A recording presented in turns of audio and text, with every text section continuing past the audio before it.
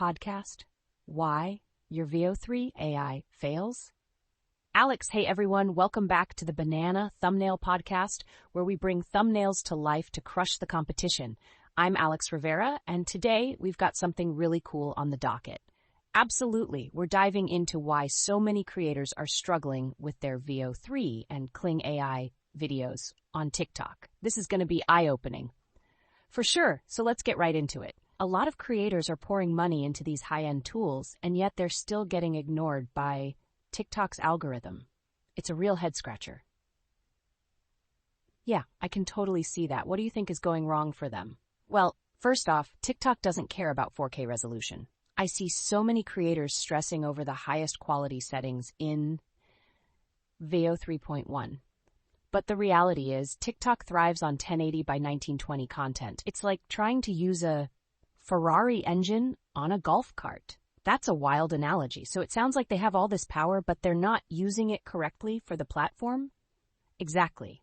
If your content isn't formatted for that fast-paced TikTok vibe, it's not going to work. So first fix, make sure your VO3 AI videos are in portrait mode. Got it. And what about the cost? I hear there's a big difference between these tools. Oh, the cost can be a real killer. When you're running a channel, you need to keep an eye on the cost per minute of footage. Some creators are paying crazy amounts just to get basic content out there. That makes sense. So is there a strategy to maximize your budget while still producing great content? Absolutely. The pros these days are using multiple AI video platforms at once. A study found that about 75% of studios are using 2 to 3 tools simultaneously. It's not about brand loyalty, it's about getting the best results. So, kind of like portfolio diversification for video creation? Exactly. And speaking of fixing things, let's talk about text and audio, which are hidden traps for many creators using VO3 and Kling AI. Oh, right. I've seen some AI-generated text that's just unrecognizable. Right? I've tried getting Kling to render simple text like "sale" or "watch this," and half the time it looks like alien hieroglyphics. Bad text rendering is actually the #1 reason people swipe away from AI content. Jordan, wow, I didn't know that. So what do you recommend for text? Alex, don't rely on the AI for text. Use your editing software for that part. Just let the AI handle the visuals and you handle the words. Makes total sense. What about audio? I know, VO3 has some native features. It does, but here's the kicker.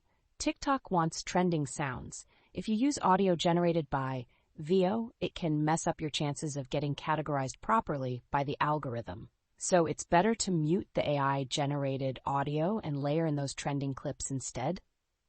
Exactly. It might feel counterintuitive to ignore a feature you've paid for, but it can really help boost your views. That sounds like a smart hack.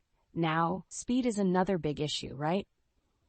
You bet. If you're trying to crank out 3 videos a day, you can't afford to be waiting around for generation times. How long are we talking about?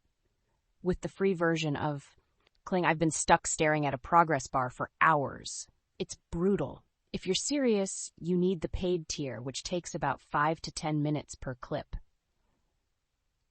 That's a lot better, but I've heard about some other options like Runway Gen 4 Turbo.